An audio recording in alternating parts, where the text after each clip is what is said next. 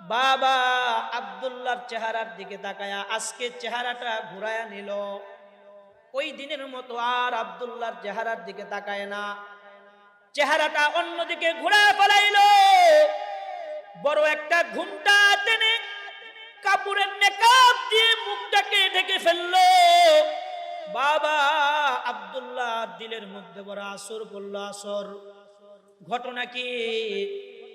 এই কন্যাটাই কয়েকদিন আগে আমাকে দেখার পরে জেনার প্রস্তাব করলো, আর এই কন্যাটাই আবার আজকে আমাকে দেখা মুখটা ফিরিয়ে নিল। কারণ কি?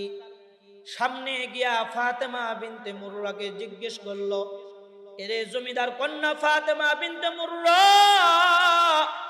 গত কয়েকদিন আগেও তুমি আমার চেহারা দেখা আমার সাথে জেনার কাজ করার প্রস্তাব করলা, আর আজকেও একই চেহারা দেখার পরে তুমি মুখটা ঘুরায় নিলা, কারণটা কি?